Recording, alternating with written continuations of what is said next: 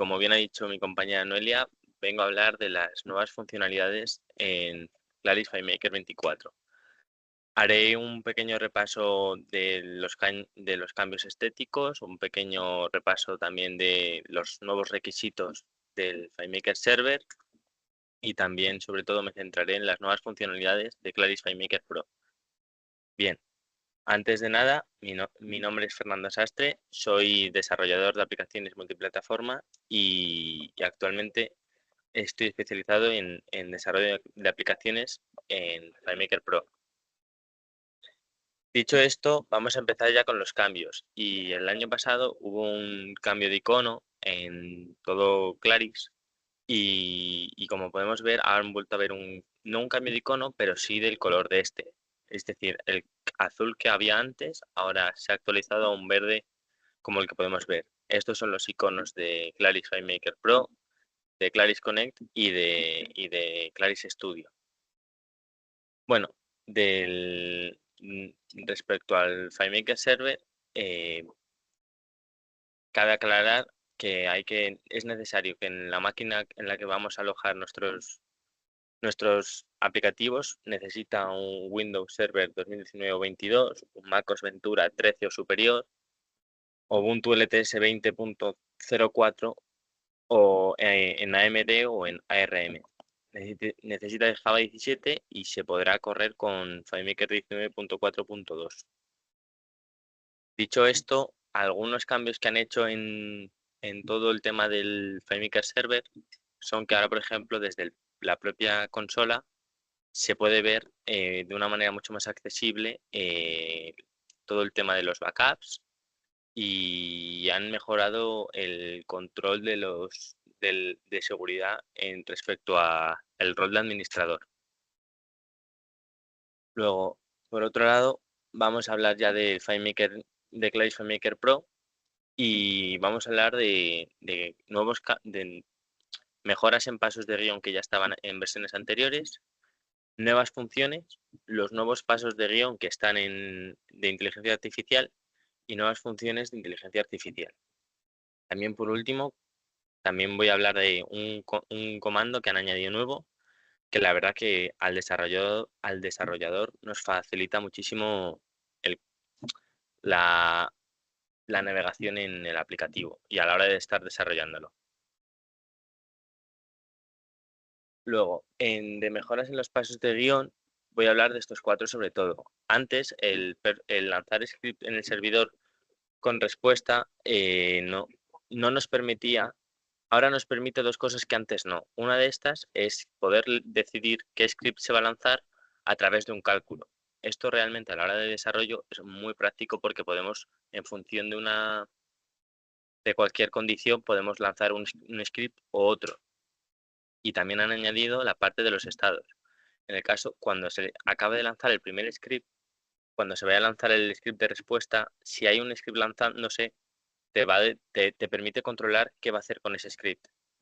También las transacciones, no me voy a meter mucho en el detalle de lo que es una transacción, porque para eso podemos acceder al blog de Bitwalk, donde también tienen un post hablando de esto, pero básicamente han permitido que si abrimos una transacción, podemos, y dentro de esa transacción lanzamos un subscript, a la hora de consignarlo, se puede consignar y todo se guarda en la base de datos o se podrá revertir. Por ejemplo, abro una transacción y lanzo un script que cree registros, esos registros se pueden revertir, es decir, que no se van a acabar guardando en la base de datos. Bien, luego también está el nuevo paso de guión que es lanzar una notificación al usuario. Esto antes solo se podía lanzar en Claris FileMaker Go y realmente para escritorio también era bastante útil, solo es que aún no se podía.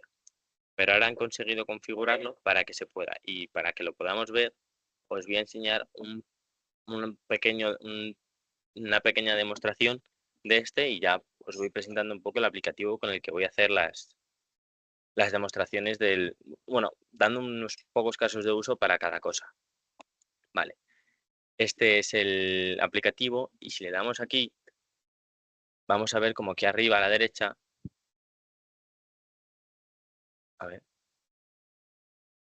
espera. No sé por qué ahora no me está funcionando. Bueno, creo que es porque como estoy en llamada no me permite las notificaciones y estoy en no molestar. Exacto. Vale. Era por esto. Ahora me va a llegar una notificación y es por esto por lo que nos recuerda que nos suscribamos al canal. Realmente es bastante útil para, por ejemplo, al usuario darle a entender,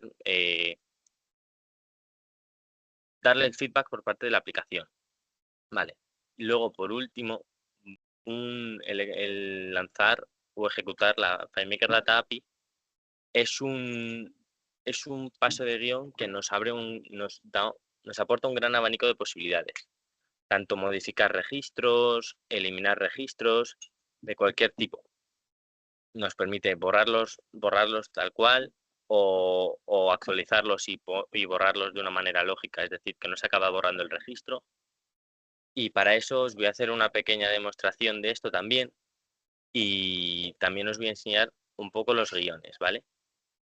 Para esto nos vamos aquí al aplicativo y en los contactos, aquí en la parte de documentos, nosotros nuestra forma de crear registros relacionados es todo a través de un campo global y a través de la relación. Con este nuevo paso de guión, se nos permite crear ese mismo registro relacionado sin crear ningún tipo de relación, ni sin ir a ninguna tabla, ni nada. Simplemente pasándole un par de parámetros nos lo va a crear. Y bueno, os voy a enseñar lo que hay que pasarle. Hay que pasarle, se puede pasar todo a través del paso de guión, pero yo lo he decidido guardar en variables. Vale. Nos guardamos una variable que es la presentación a la que va a ir la API, ¿vale? Luego, en otra variable, vamos a guardar los campos. Por ejemplo, yo aquí le digo que el docrk le metemos el con de contactos pk y a la descripción hola. También le digo el tk y ahora cuando se vaya a crear el registro va a ir con estos valores. Si yo, por ejemplo, esto le pongo pruebas, yo cuando creo un registro me va a poner en el docrk el pk del contacto en el que esté, en descripción va a poner pruebas y en tk va a poner el valor 1, ¿vale? Esto es como lo que se pasaría a través de la relación. Y luego ya por último se crea la petición, que esta es la concatenación de lo anterior. Es decir, decimos qué acción vamos a hacer, pues vamos a crear un registro, a qué layout va a tener que llamar y qué campos con qué valores, ¿vale?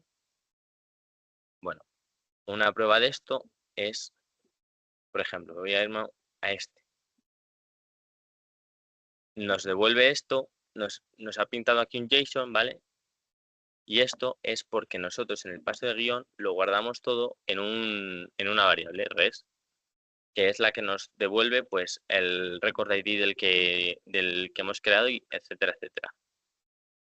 Vale, esto es para crear, pero yo me puse a mirar y realmente también con esto se podrían hacer muchísimas cosas, como por ejemplo el propio borrar.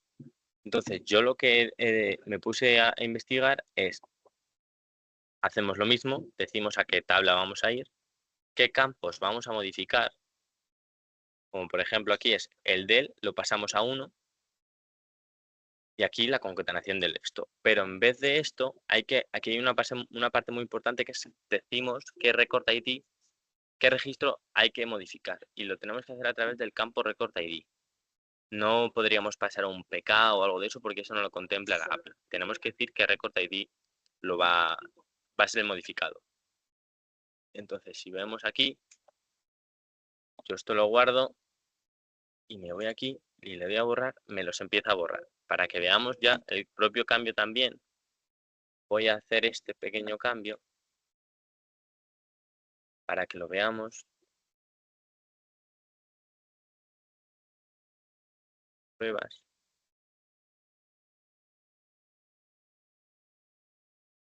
Vale, esto aquí y esto no lo vamos a modificar. Lo vamos a dejar a cero, entonces realmente no está haciendo nada. Y yo le doy aquí, nos cambia el nombre del archivo, el campo de descripción, ¿vale? Bueno, pues estos son dos casos de uso de lo que sería usar este paso de guión. Pero realmente hay muchísimos más y se podrían hacer pues un montón de cosas. Y ya no solo modificar el registro, sino obtener información de este. Bueno, vamos a hablar ahora también nuevas funciones, que para esto también he creado una pequeña ventanita aquí con nuevas funciones JSON, ¿vale? Que ahora nos permite crear a través de una lista de valores o simplemente un texto, convertirlo a un array. Luego también ahora nos permite, hay una nueva función que es getLiveText as JSON, que nos devuelve un JSON con la posición en la que está cada texto de la imagen. Y también ahora nos aportan dos nuevas formas de crear JSONs o de concatenarlos, estos, ¿vale? Y de obtener datos de este. Vale. Para que se vea mejor, vamos a abrir esto y vemos que, por ejemplo, tenemos aquí un campo tipo texto que es Fernando / Adrián / José / María. Si yo le doy aquí, nos devuelve esto ya en JSON, en array. Luego, la otra funcionalidad es esta, que es una pequeña imagen donde dos diseñadores se pelean por copiarse las ideas, pero los programadores, pues, todos, compartir es vivir. Entonces, en esta vemos que si yo lo lanzo, nos devuelve pues, las coordenadas en X e Y donde está la palabra diseñadores, de todas las palabras, de todo el texto de la imagen. Luego, por último, tenemos las del setElement y getElement con el más y con el 2 puntos. Esto lo que nos crea esto sirve para crear el JSON. Y lo que hace es, por ejemplo, yo tengo un ejemplo que luego si queréis lo podemos ver, que nos permite crear objetos de una forma mucho más, a mí me parece más intuitiva, más estructurada. Y luego por último tenemos el JSON getElement con el 2 puntos, que esto lo que nos devuelve es el último elemento del JSON en el que estemos. Por ejemplo, yo le doy a este y me devuelve de estos dos, me va a devolver FileMaker. Y es ejecutar esta línea. No hace falta ni saber el índice ni ningún tipo de información extra. Solo con los 2 puntos ya sabemos, ya nos va a traer la información solicitada. Vale. Luego, los nuevos pasos de guión ya de inteligencia artificial. Vale, antes de nada, para esto hay que aclarar que para hacer estas pruebas y continuar con la demo, nosotros ya tenemos una cuenta con un saldo para poder crear los tokens y sobre todo que todo pueda funcionar,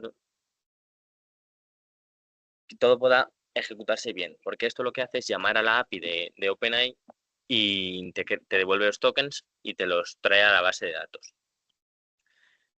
Es muy importante también que sepamos que nuestra base de datos no nos vale con el campo nombre y trabajar solo el campo nombre. ¿Por qué? Porque lo que realmente vamos a hacer es, vamos a tener el campo, por ejemplo, yo para esta demostración me he descargado un dataset de opiniones sobre la aplicación de Spotify, ¿vale? Y nosotros tenemos aquí, pues, el campo review y no vamos a trabajar sobre este, vamos a trabajar sobre este campo, pero yo he creado un nuevo campo que es review / vec, que es para guardar la vectorización de este valor. Es decir, OpenAI le vamos a enviar la información y nos la va a devolver vectorizada. Por ejemplo, aquí vemos I love this app so much, etcétera, etcétera, y esta es la conversión de esta, ¿vale? Y esto es con lo que va a trabajar OpenAI. No va a trabajar con las letras, va a ir todo a través de estos números. Y vale, lo que primero hay que hacer es, siempre que vayamos a lanzar un paso de guión de este estilo, va a haber que crear una cuenta local, que es con la que se va a ejecutar esa petición a OpenAI. Entonces siempre vamos a tener que tener el paso de guión, configure a account con el nombre y con la key que vamos a tener, que es, en este caso está censurada obviamente, pero aquí a nosotros al crear la cuenta no habría, y si tiene saldo no va a haber problema. Vale, nosotros antes de poder hacer cualquier tipo de consulta, lo que primero habrá que hacer, sin ningún tipo de duda, es crear los vectores de estos. Entonces, para eso, os voy a enseñar el paso de guión donde lo tenía. Eso es la búsqueda. Vale, vale, el caso. Nosotros tenemos un paso de guión que es insert embedding, que eso lo que nos hace es coge un texto, coge el texto y te lo mete en otro campo vectorizado, pero se puede hacer de forma masiva. Vamos a hacerlo los dos juntos para que veamos que es mucho más fácil. Embedding in found set. Nosotros aquí le pasaríamos el nombre de la cuenta, que suele ser name para nosotros. Le decimos el modelo con el que vamos a trabajar. Aquí los modelos están todos en la web de OpenAI, entonces sería consultarlo y sobre todo nosotros hemos elegido este.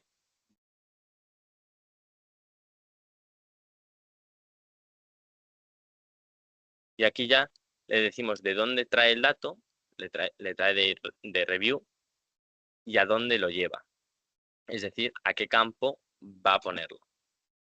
Esto lo que va a hacer es coger este texto, sí, because of premium, lo que sea, el texto que sea, y lo va a introducir en este campo. Vale, ahora vamos a hacer una demostración de cómo va a funcionar todo. Para aclarar un poco primero cómo funcionan las nuevas búsquedas, me he creado aquí un pequeño dibujito que es con lo que voy a explicarlo porque creo que visualmente se ve mucho mejor. Vale, vamos a imaginar que estas son nuestras opiniones, ¿vale? Nosotros aquí tendremos una opinión que es positiva, ¿vale? Aquí otra positiva y esta es una crítica a Spotify. Si yo hago una búsqueda ahora actualmente en FileMaker, un Perfect Find, es una búsqueda literal. Es decir, si yo busco buena, me va a buscar la palabra buena y me va a traer todos los que contengan buena. Ahora, la búsqueda semántica lo que hace es, te entiende el significado que tiene tu petición y te busca la que opine más parecido a ti. Es decir, esta es la opinión buena y esta es la sobre la que estamos buscando. Y esta, por ejemplo, es la opinión mía de hace 2 años, donde digo que la aplicación es muy buena, pero que hay veces que va muy lenta. Pues como la línea está bastante junta, esta será la que me traiga. Vamos a verlo para que sea mucho más intuitivo y se pueda entender mucho mejor. Yo aquí hago una búsqueda y esto es una búsqueda literal. Yo busco good y me trae todas las que contengan good. Pero si yo me abro esto y yo, por ejemplo, digo, tráeme 3, donde voy a coger aquí que tengo unas pequeñas peticiones. Si yo le hago esta pregunta, por ejemplo, a OpenAI, vamos a ver qué nos devuelve. Vemos que, por ejemplo, yo le he pedido esto y no me está trayendo reviews donde esté diciendo literalmente esto.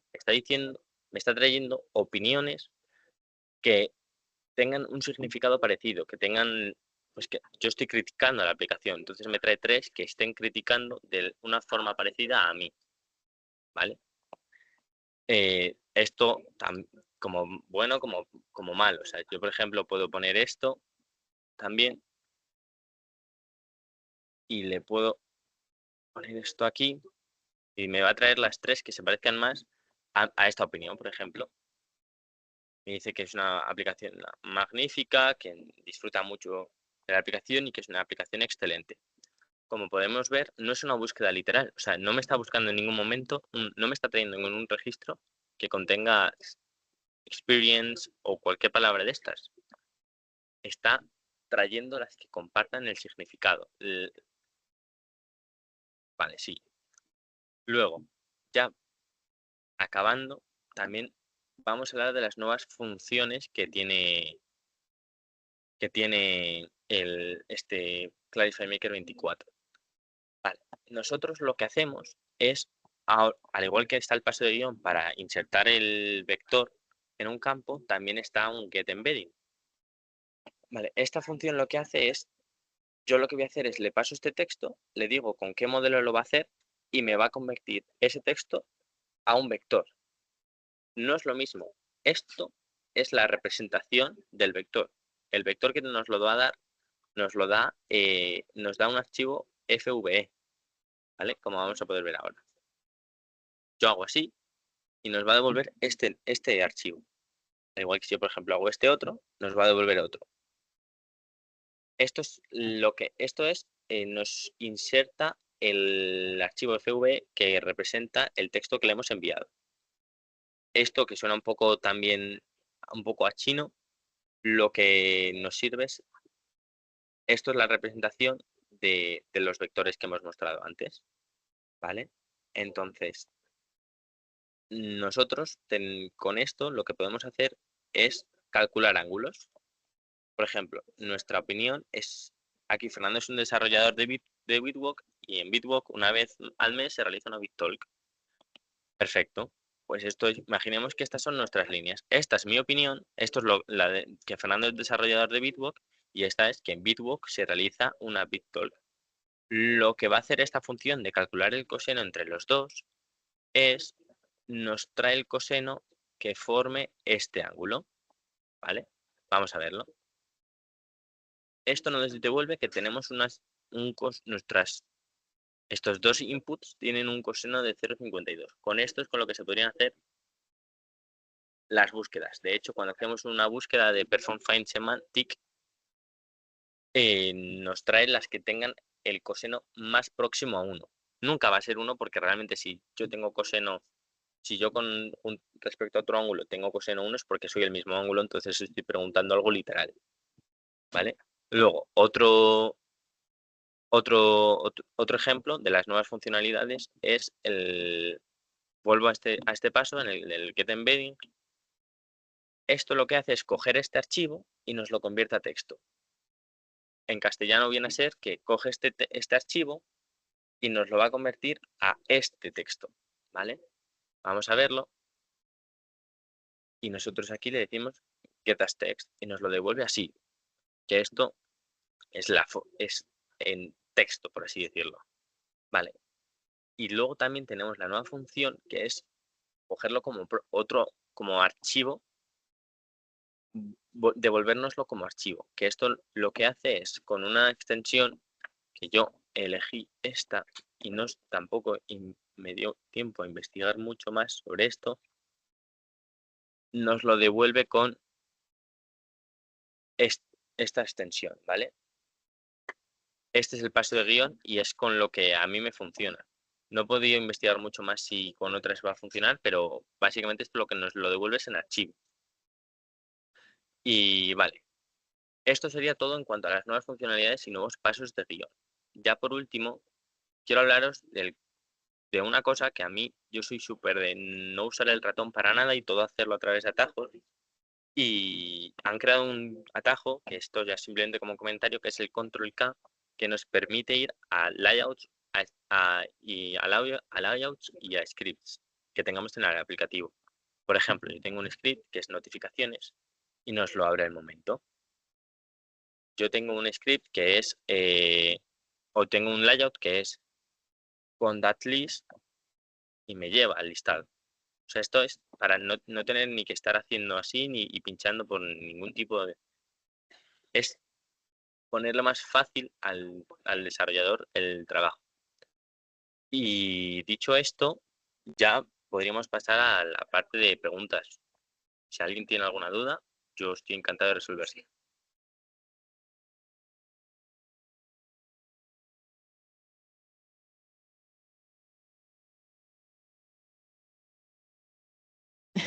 Gracias, Fernando.